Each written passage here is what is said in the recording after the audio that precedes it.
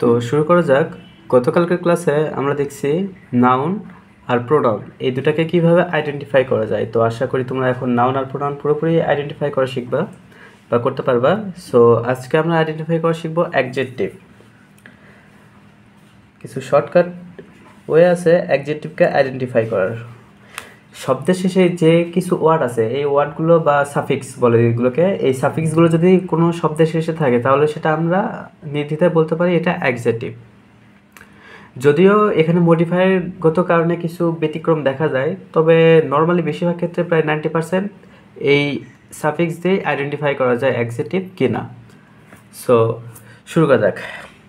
প্রথমত বলি, ফার্স্ট যদি বলি শব্দের শেষে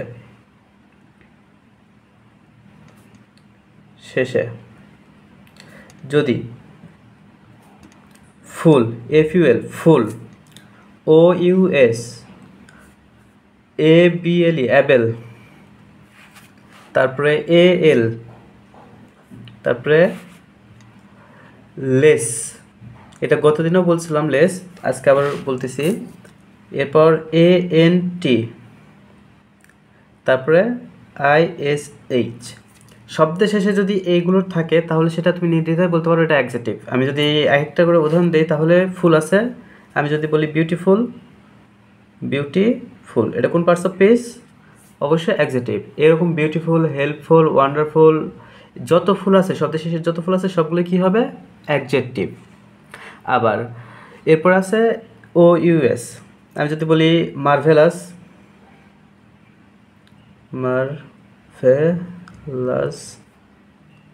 এটা কোন পার্টস অফ স্পিচ? অ্যাডজেক্টিভ। শব্দের শেষে OUS থাকলে সেটা কোন পার্টস অফ স্পিচ হবে? অ্যাডজেক্টিভ। তারপরে আমি যদি বলি অ্যাবেলটার কি শব্দ আছে? যেমন অ্যাভেইলেবল, শব্দের শেষে এই অ্যাবেল আছে না, অ্যাবেল থাকার কারণে এটা কোন পার্টস অফ স্পিচ হবে? এটা অ্যাডজেক্টিভ হবে। তারপরে যদি বলি AL, আমি যদি বলি ন্যাচারাল বানানের শব্দের শেষে কি আছে? AL আছে না, এই কারণে ন্যাচারাল এটা কোন পার্টস অফ স্পিচ হবে? এটাও অ্যাডজেক্টিভ হবে। লেস তো থাকা মাত্র এটা বুঝে নেবে এটা অ্যাডজেক্টিভ, লাইক হোমলেস, হার্টলেস, এই যত লেস আছে, লেস থাকলে অলওয়েজ অ্যাডজেক্টিভ। লেস থাকলে কি? Always adjective. এখানে একটা বিষয় মনে রাখবা যে যদি নেস থাকলে নাউন, এটা কতদিনও বলছি, নেস এখানে এন থাকলে নাউন হবে, কিন্তু যদি লেস থাকে তাহলে লেস থাকলে অ্যাডজেক্টিভ। এরপর আসো ANT, আমি যদি বলি ইম্পর্টেন্ট, এখানে দেখো শব্দের শেষে কি আছে? ANT আছে, তাহলে শব্দের শেষে যদি ANT থাকে তাহলে এটা কোন পার্টস অফ স্পিচ? অ্যাডজেক্টিভ। তাহলে ইম্পর্টেন্ট কোন পার্টস অফ স্পিচ হবে? এটাও অ্যাডজেক্টিভ হবে। এরপর আসো ISH, আমি যদি বলি চাইল্ডিশ, এই চাইল্ডিশ এটা কোন পার্টস অফ স্পিচ হবে? এটাও অ্যাডজেক্টিভ হবে, কারণ এই শব্দের শেষে কি আছে? ISH। সো তোমরা যদি এই কয়েকটা সাফিক্স মনে রাখতে পারো তো আশা করি তোমরা অ্যাডজেক্টিভকে আইডেন্টিফাই করতে পারবা। ইনফ্যাক্ট মোস্ট অফ দ্য অ্যাডজেক্টিভই তুমি আইডেন্টিফাই করতে পারবা এই কয়েকটা সাফিক্সের মাধ্যমে। তো শুরু করা যাক। আশা করি সবাই ভালো আছো। তো গত ক্লাসগুলোতে আমরা পার্টস অফ স্পিচ আইডেন্টিফাই করা শিখছি। আজকে রাইট ফর্ম ভার্ব শুরু করতে চাচ্ছি। রাইট ফর্ম ভার্বের কিছু এমন রুলস দেখবো যেই রুলসগুলো থেকে নর্মালি প্রায় প্রতি বছর ভার্সিটি অ্যাডমিশনে কোনো না কোনো প্রশ্ন আসে। অবশ্য আজকে আমি যেগুলো উদাহরণগুলো দেবো এগুলো কোনো না কোনো ভর্তি পরীক্ষায় আসছে। এই উদাহরণগুলো আমি বেছে রাখছি। তো আগে রুলসটা কভার করি, তারপর আমি যে উদাহরণগুলো দেবো ধরে নেবা এগুলো অবশ্যই আসছে কোনো একটা ভার্সিটি টেস্টে, অ্যাডমিশন টেস্টে। সো প্রথমে rule number 81, right form of verbs.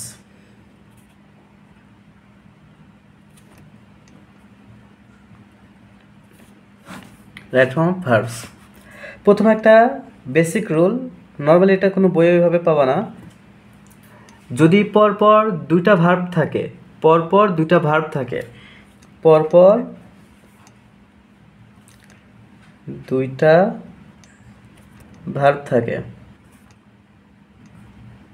তাহলে কি হয়? তাহলে পরে যে ভার্বটা থাকে তার সাথে আইএনজি যোগ করতে হয়। যদি পরপর দুইটা ভার্ব থাকে, তাহলে পরে যে ভার্বটা থাকে তার সাথে কি করতে হয়, আইএনজি যোগ করতে হয় থাকে। তাহলে পরের ভার্ব এর সাথে আইএনজি যোগ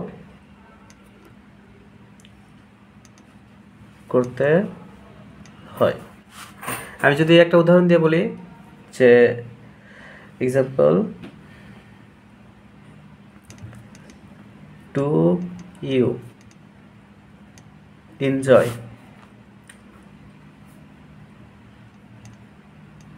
ফুড। এটা চট্টগ্রাম বিশ্ববিদ্যালয়ে ভার্সিটি অ্যাডমিশন টেস্ট আসছিল, মেবি 19-20 সালে, এরকম কিছু একটা, আমার সঠিক সালটা মনে নাই, বাট এটা আসছিল।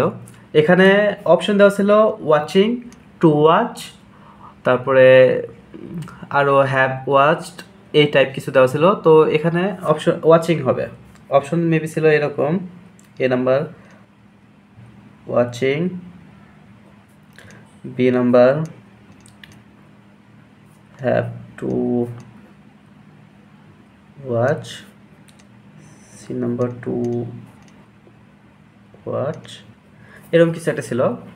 তো যাই হোক, সেটা আমার দেখার বিষয় না। আবার দেখার বিষয় হচ্ছে এখানে দেখো, ডু ইউ এনজয়, এনজয় মানে কি, উপভোগ করা। তো এনজয় অবশ্যই একটা ভার্ব, ভার্বের পরে একটা ফাঁকা ঘর আছে, ফাঁকা ঘরের সঙ্গে এগুলো যাই কিছু বুঝতেছে সবগুলোই কিন্তু ভার্ব। তাহলে আমি কি বলছি, পরপর যদি দুইটা ভার্ব থাকে, একটা সেন্টেন্সে দুইটা ভার্ব থাকে, তাহলে পরের ভার্বের সাথে আইএনজি যোগ করতে হয়। তাহলে এখানে ভার্ব আছে, তারপরেও ভার্ব, তাহলে এখানের সাথে কি হবে, আইএনজি যোগ করে বসাতে হবে। তাহলে অ্যান্সার কি হবে, ওয়াচিংটা অ্যান্সার হবে।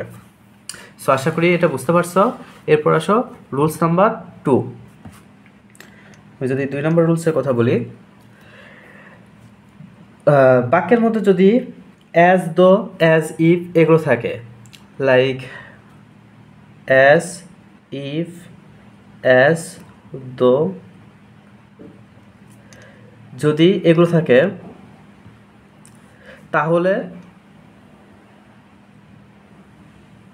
তাহলে কি করতে হবে, এর আগে এগুলো নর্মালি মাঝে থাকে, অ্যাজ, দো, অ্যাজ ইফ, এটা মাঝখানে থাকবে। এটা কোথায় থাকে, মাঝখানে।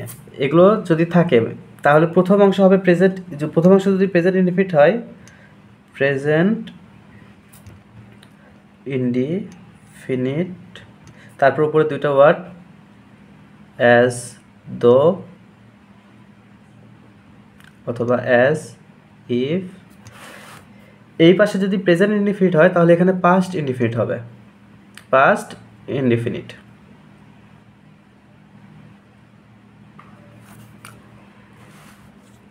অ্যাজ, দো, অ্যাজ ইফ এর আগে যদি প্রেজেন্ট ইনডিফিনিট হয় তাহলে তারপরে পাস্ট ইনডিফিনিট হবে। আর যদি আগেই পাস্ট ইনডিফিনিট থাকে, পাস্ট ইনডিফিনিট থাকে, অ্যাজ, দো, অ্যাজ ইফ এর আগে যদি পাস্ট ইনডিফিনিট থাকে তাহলে অ্যাজ, দো, অ্যাজ ইফ এরপর পাস্ট পারফেক্ট টেন্স হবে,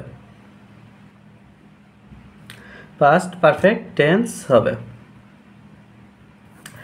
তাহলে আমরা 2 নম্বর রুলসে কি শিখলাম, অ্যাজ, দো, অ্যাজ ইফ। অ্যাজ, দো, অ্যাজ ইফের আগে যদি প্রেজেন্ট ইনডিফিনিট হয় তাহলে পরে পাস্ট ইনডিফিনিট হবে, আর আগে যদি পাস্ট ইনডিফিনিট হয় তাহলে পরে পাস্ট পারফেক্ট টেন্স হবে। সো উদাহরণ দেখা যাক, যে উদাহরণটা দিচ্ছি এটাও ভার্সিটি অ্যাডমিশন টেস্ট আসছিল। উদাহরণটা হচ্ছে হি টক্স অ্যাজ ইফ হি, এখানে ফাঁকা ছিল,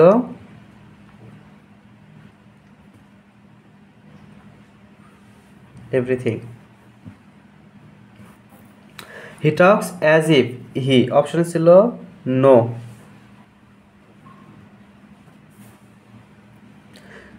দুই নম্বর অপশন ছিল নিউ।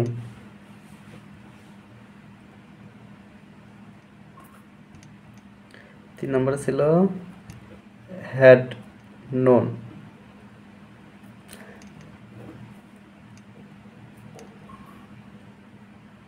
সো এদিকে দেখো অ্যাজ ইফ আছে, বাক্যের মাঝখানে কি আছে, অ্যাজ ইফ। অ্যাজ ইফের আগে কি আছে প্রেজেন্ট ইনডিফিনিট টেন্স হিট টক্স মানে কি হিট টক্স অর্থ হচ্ছে প্রেজেন্ট ইনডিফিনিট টেন্স এই অ্যাজ ইফের আগে প্রেজেন্ট ইনডিফিনিট টেন্স আছে তাহলে পরে কি হবে পাস্ট ইনডিফিনিট টেন্সের স্ট্রাকচারটা কি সাবজেক্ট প্লাস V2 এখানে V2টা কি নিউ তাহলে এখানে কি বসবে নিউ তাহলে he talks as if he knew everything এই পাশে যদি পাস্ট ইনডিফিনিট থাকতো তাহলে এখানে কি হতো হ্যাড নোন হতো পাস্ট পারফেক্ট টেন্সে গঠনে পড়তো তখন এবার রুল নাম্বার 3-তে আসা যাক রুল নাম্বার 3 হচ্ছে as well as along with together with as well as together with along with যদি থাকে বাক্যের মধ্যে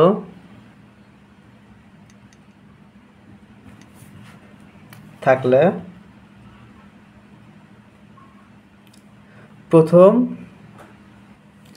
সাবজেক্ট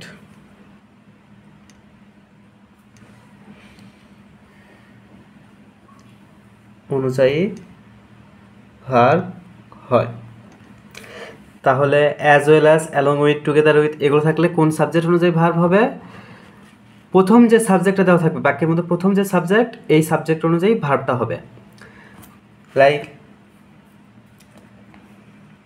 আমি যদি একটা এক্সাম্পল দেই রহিম as well as his friends এখানে ভার্ব বসবে going on a trip অপশনে ছিল is are was were is are was were option ছিল এখানে আমি বলছি কি as well as যদি থাকে তাহলে কোন সাবজেক্ট অনুযায়ী ভার্ব হয় প্রথম সাবজেক্ট কি আছে রহিম আছে যদি প্রথম সাবজেক্ট রহিম হয় তাহলে ভার্বটা যেহেতু Rahim singular third person singular number তাহলে অবশ্যই ভার্বটাও সিঙ্গুলার হবে এই পাশে কিন্তু পরে আরেকটা সাবজেক্ট আছে সেটা হচ্ছে হিজ ফ্রেন্ডস কিন্তু থার্ড পারসন প্লুরাল আর সাবজেক্ট যদি প্লুরাল হয় তাহলে ভার্ব প্লুরাল হয় কিন্তু আমি বলছি কি যদি অ্যাজ ওয়েল অ্যাজ থাকলে আমরা কোন সাবজেক্টকে প্রায়োরিটি দেবো এবং কোন সাবজেক্ট অনুযায়ী ভার্ব বসাবো ফার্স্ট সাবজেক্টটা কি রহিম তাহলে এখানে ইজ হবে is going on a trip Rahim as well as his friends is going on a trip normally এটা অনেকেই ভুল করে যে his friends আছে his friends তো অনেকগুলো এই জন্য এখানে আর দিয়ে দেয় নর্মালি এটা অনেকেই ভুল করে সো এটা কেয়ারফুলি মাথায় রাখবা যে as well as along with together with থাকলে সবসময় প্রথম সাবজেক্ট তাহলে পরে সাবজেক্ট কখন হবে সেটাও লিখে দিচ্ছি রুল নাম্বার 4 যদি আইদার ডট অর অথবা নেইদার ডট নর থাকে আইদার ডট অর অথবা নেইদার ডট নয় থাকলে পরের সাবজেক্ট অনুযায়ী ভার্ব হয় পরের সাবজেক্ট অনুযায়ী ভার্ব হয় তাহলে আমি দুটো রুলসে কি বলছি প্রথমটাতে বলছি যদি as well as along with together with থাকে তাহলে ফার্স্ট সাবজেক্ট অনুযায়ী ভার্ব হয় আর যদি আইদার অর নাইদার নট থাকে তাহলে পরের সাবজেক্ট অনুযায়ী ভার্ব হয় যেমন আমি যদি একটা উদাহরণ দিয়ে বলি either Rahim or his friends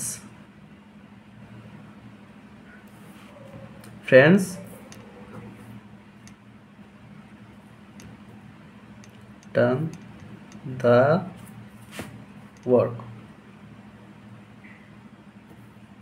has done the work এখানে অপশন ছিল have has was were তাহলে এখানে দেখো আইদার অর আছে এখানে কি আছে আইদার অর থাকলে আমি কোন সাবজেক্ট অনুযায়ী ভার্ব বসাবো অবশ্যই পরের সাবজেক্ট অনুযায়ী পরের সাবজেক্ট কি আছে হিজ ফ্রেন্ডস একজন নাকি অনেকজন অবশ্যই অনেকজন তাহলে এখানে হ্যাজ ডান হবে নাকি হ্যাভ ডান হবে? অবশ্যই হ্যাভ ডান, কারণ হ্যাভটা কি প্লুরাল আর হ্যাজ সিঙ্গুলার, তাহলে হিজ ফ্রেন্ডস, এই জন্য এখানে কি বসলো হ্যাভ। আর যদি এখানে আইদার অর এর পরিবর্তে as well as along with together with থাকতো তাহলে হ্যাজ বসতো, কারণ তখন প্রথম সাবজেক্ট অনুযায়ী ভার্ব হতো। আজকে আমরা আর্টিকেলে একটা মজাদার জিনিস দেখব। নর্মালি এটা প্রায় অ্যাডমিশন টেস্টে আসে। আর্টিকেল নর্মালি অনেক শর্ট ফর্ম থাকে, যেমন S, S C, B, B A, M, S C, এরকম অনেক শর্ট ফর্ম থাকে। এগুলোর আগে কোন আর্টিকেল বসে এটা নিয়ে আমরা অনেকেই কনফিউশনে ভুগি, যে এর আগে কোন আর্টিকেল বসবে বা এই ধরনের কোনো ক্লিয়ার রুলস আমাদের ওইভাবে জানা নাই। বাট একটা শর্টকাট আছে যেটার মাধ্যমে আমরা জানতে পারি যে এই ধরনের যত শর্টকাট আছে বা যত শর্ট ফর্ম আছে এগুলোর আগে কোন আর্টিকেল বসবে। লাইক আমি যদি এসএসসি বলি, এসএসসি এই যতগুলো এরকম শর্ট ফর্ম আছে বিএ, এগুলোর আগে প্রথম অক্ষরটাকে লক্ষ্য করবা। প্রথমে কি করবা? প্রথম অক্ষরটাকে লক্ষ্য করবা। প্রথম অক্ষরটা কি? যেমন আমি যদি বলি এসএসসি, এসএসসি প্রথম অক্ষর কি? এস। এই এসটা আগে বাংলায় বানান লিখবা। বাংলায় বানান এস লিখলে এ আর দন্ত স, এস হয়। প্রথম অক্ষর এস। এই বাংলা বানানের আবার প্রথম অক্ষরটা দেখবা। বাংলা বানানের প্রথম অক্ষর যদি সরিয়ে সরিয়ে হ্রস্ব দীর্ঘই মধ্য পড়ে তাহলে তার আগে অ্যান দিয়ে দিবা। তাহলে তার আগে কি দিবা? অ্যান। আর যদি আমি যদি বিবি এর কথা বলি, বি এর প্রথম অক্ষর হচ্ছে বি। বি বানান কি? বয়সিকার। এখানে একটা আছে, সেটা হচ্ছে বি, ব। ব ব কিন্তু সরিয়ে সরার মধ্যে পড়ে না, ব পড়ে হচ্ছে কখর মধ্য। যদি কখর মধ্যে পড়ে তাহলে তার আগে এ বসবে, আর যদি সরিয়ে সরার মধ্যে পড়ে তাহলে তার আগে অ্যান বসবে। ঠিক একইভাবে যত শর্টকাট আছে তুমি সবগুলোই আগে কোন আর্টিকেল বসবে সেটা বের করতে পারো। যেমন এমএসসি আছে, এমএসসির প্রথম অক্ষর কি? এম। এম বানান কি? এ আর ম। প্রথম অক্ষর কি? এ। এ সরিয়ে সরার মধ্যে পড়ে তাহলে এমএসসির আগে কি বসবে? অ্যান বসবে। তাহলে এম এস সি এর আগে কোন আর্টিকেল বসবে? অ্যান বসবে। আবার বিএ, বি এর আগে কোন আর্টিকেল বসবে? বি বানান কি? বয়সিকার। বাংলায় যদি বলি তাহলে এটা ব। ব ক অক্ষরের মধ্যে পড়ে তাহলে এ বসবে। তাহলে বি এর আগে কি বসবে? এ বসবে। আশা করি এই যত শর্ট ফর্ম আছে এই শর্ট ফর্মে যে আর্টিকেল এটা নিয়ে আর কোনো কনফিউশনে পড়বা না।